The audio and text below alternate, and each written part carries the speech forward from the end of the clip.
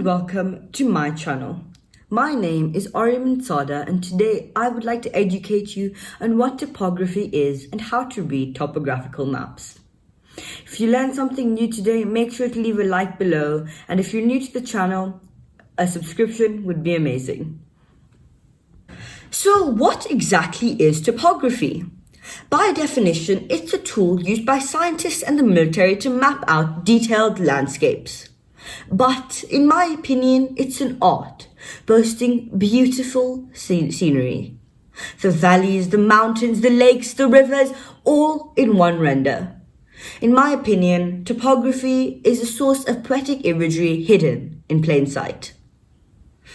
Topographical maps make use of contour lines to show different levels of elevation, and the British military used topographical maps, known as ordnance surveys back then, to map out mountain ranges where combat was a possibility. Topographic maps originated in ancient Greece and continued on to Rome as the detailed description of a place. That's enough about the history. What are topographical maps actually? Okay, well, topographic maps make use of combinations of colors, shading, and contour lines to represent different terrains and different elevation changes. Essentially, a topographic map represents a three-dimensional landscape in the space of 2 dimensions. They also make use of contour lines which show different levels of elevation, as mentioned before. Simply, if you use your finger to trace a contour line on the map, you will notice there is no change in elevation. Why should I even bother with topographic maps? Imagine you were on a hike, okay? In order to calculate the shortest route to your destination, you can simply use a topographical map. If you were to walk on a path of one contour line, you would notice that there is no change in elevation, no traveling up or down. And topography is used in almost everything, from environmental landscapes to determining where the ideal location to land a rover on Mars would be. Here are a few visual representations of contour lines and a few examples of topographical maps.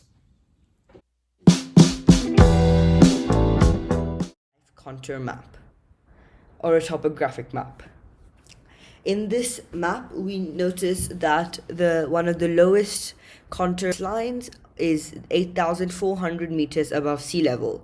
From this, we can know that this map is a mountain range. Now, as we can see here, you will notice that each line has different tonal values. The darker lines, like this one over here, are known as index lines. They are the thickest contour lines and they usually have a number labeled on them that represents the elevation above sea level. Now, in between these lines, we notice that we have these little lighter lines. These are known as intermediate lines. They are thinner, more common lines between each of the index lines. Commonly, an index line would have 4 to 5 intermediate lines in between it. But this depends on the mountain range and what the cartographer is trying to represent. World. Now, of course, we already know that contour lines are used for elevation. Now, in order to build the 3D model, I'm going to have to use this to my advantage. Every single contour line on this map, though it may not seem like it, represents a different level of height. Now, keeping that in mind, every single sheet of cardboard will be placed over one another in order to get the same feel. Now, you can see this big blank area there. This will be represented as the base, okay? And now the whole topographic map will be placed and built on this base. This base will represent sea level. As you already know, every single elevation, every single contour line is in reference to the sea level. So in order to remember that, I will be painting this blue. Now, in this map, again, you can see areas like here where there are spot elevation, and, there's a little island over there. Right, so now, as you can see here, this is the first initial piece I will place onto the base. And now, if you look at it, This and this has similarities because, again, I've just cut them out and traced them onto a piece of cardboard. I will now repeat this process over and over again. Enjoy this montage of me building this topographic map.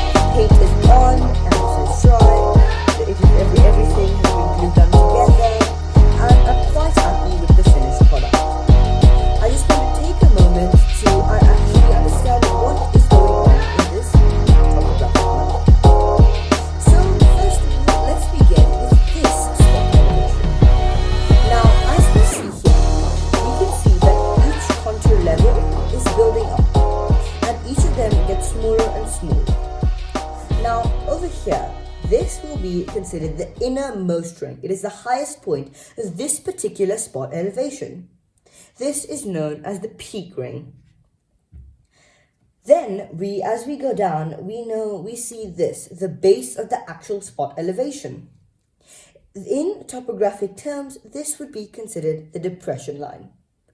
Now, moving to the left a little bit, we see this area right over here, a valley. A valley is a V or a U shaped where it is sort of like a cliff, but it is shaped like a V or U, like mentioned earlier. Over here, there's a little pond, and over here we have a waterfall and a pond with an island in the middle. Now, we can see this area over here. This wouldn't be considered the innermost peak because it isn't a circle encompassed by a lower contour layer. In this case, this would be a ridgeline. A ridgeline is an elongated peak, and it is not a tiny inner circle. This can also be considered a ridgeline because there's no smaller points above it. Now, as we see here, this is a flat area amongst all of these spot elevations. This is known as the saddle of a map. This over here is too small to be a cliff, but it can be considered a ledge. A ledge is basically 2 or 3 contour lines that have been put over each other in a very close manner. Here is another great example of a ledge.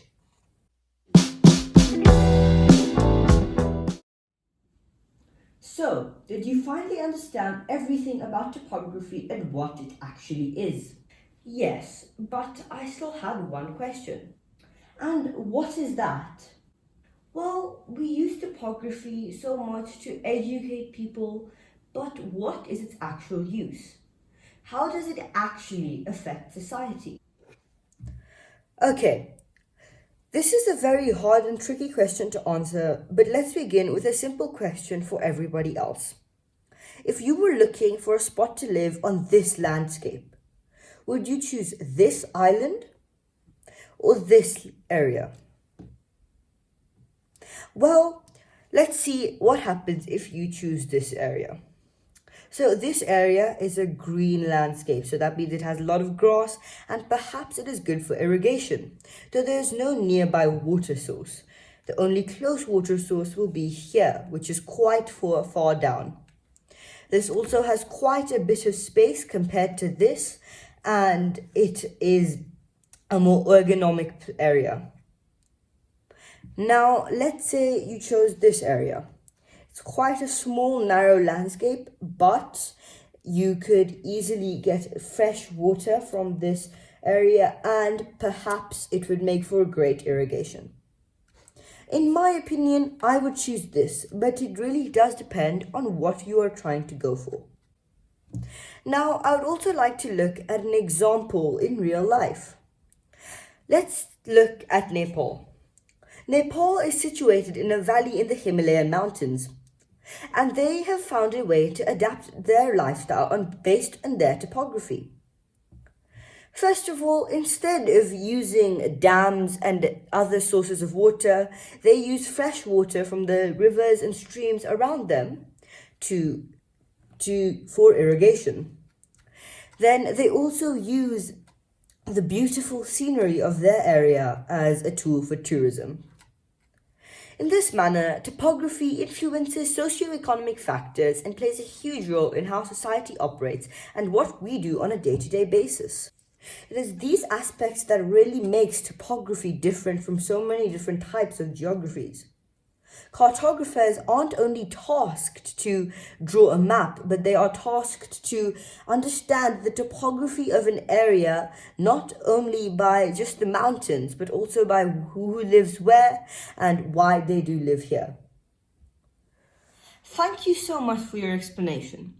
But what about animals? How does different topographies affect different animals' lifestyles? And also, why do certain plants only survive in certain areas? Yet another tricky but great question. So let's look at it from an animal's perspective. Where would, let's say, if you were a tiger, choose to live? Would you choose to live on an area close to water where it's extremely hard for you to move around? Or would you like to live in an area where there are several trees? This is the type of topography that affects animals' landscapes and where they would like to live. Another thing we can say is a frog. A frog, for example, would never choose to live in a bunch of trees because it becomes so hard for them to navigate. But they also wouldn't choose to live in an area like this because there's no land. The perfect, most ideal location for a frog would of course be this area because there's an island and there's a lot of water surrounding it. As for plants, it's quite simple really. The higher we go, the less plants we see. This is because the higher we go, the colder it gets and it becomes harder and harder for plants to grow. So it's much more common we're going to see beautiful lilies over here compared to at the highest point in this map. Something I'd also like to bring awareness to is the removal of animals' habitats. Now, consider this a beautiful rainforest. And now, for industrial purposes, all of the trees are removed over here. What is the tiger to do? This landscape wouldn't be ideal as it is quite scarce. But this landscape won't work as there's quite a lot of water around. This is what causes the extinction and endangerment of species as well as the primary cause of climate change. Mother Nature has done what she has done for a reason, and it is best that we don't interrupt it with our industrial greed purposes. Thank you for watching the video. I really do hope you enjoyed the little cloning trick I did. It was quite fun to record. I hope you learned something new today. Make sure to hit that like button. Please share this video and subscribe to the channel. It really does help me out and I would like to spread awareness about such an interesting topic. Thank you for watching. Have a great day ahead.